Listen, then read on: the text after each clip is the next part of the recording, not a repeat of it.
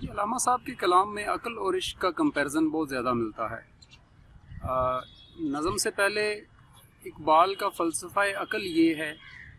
کہ عقل وہ ہے جو تمام احکامات پر بلا وجہ اعتراضات کرنے پر لگی رہتی ہے اور بہت ساروں کو تو عمل کرنے سے ہی روک دیتی ہے ان اعتراضات کی وجہ سے، اور عشق وہ ہے جو اللہ اور اس کے رسول کے احکامات پر آنکھیں بند کر کے عمل کرنے کی طرف لے جاتا ہے، بہت زیادہ اعتراضات کے چکر میں نہیں پڑتا۔ تو اس پر علامہ صاحب لکھتے ہیں کہ عشق فرمودہ قاصد سے سبک گام عمل، یعنی عشق وہ ہے جس کو جب قاصد کا پیغام ملتا ہے، یعنی جب اس تک احکامات پہنچتے ہیں تو وہ فوراً اس پہ عمل کر دیتا ہے۔ عشق فرمودہ قاصد سے سبک گام عمل،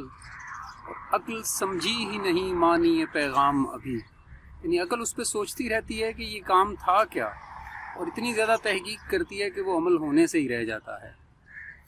عشق فرمودہ قاصد سے سبک گام عمل، اور عقل سمجھی ہی نہیں مانی پیغام ابھی، پختہ ہوتی ہے اگر مصلحت اندیش ہو عقل، یعنی عقل اگر مصلحت پسند ہے تو عقل کو پختہ کا، یعنی عقل کی تعریف کی ہے علامہ صاحب نے کہ پختہ ہوتی ہے اگر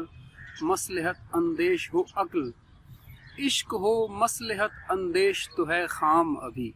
یعنی اگر عشق سوچ میں پڑ گیا ہے اور مصلحت اپنا رہا ہے تو ابھی عشق ہوا ہی نہیں ہے، وہ خام حالت میں ہے۔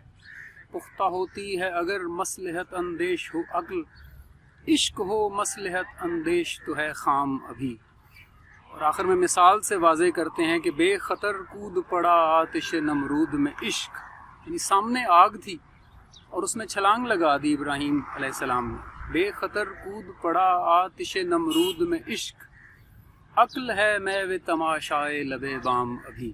عقل تو کھڑی سوچ رہی ہے کہ یہ آگ ہے اور جلا دے گی، وہ عشق ہی تھا جو آنکھیں بند کر کے اس میں کود جاتا ہے اللہ پر یقین کے ساتھ۔ اللہ تعالیٰ ہمیں سمجھنے کی اور عمل کرنے کی توفیق دے۔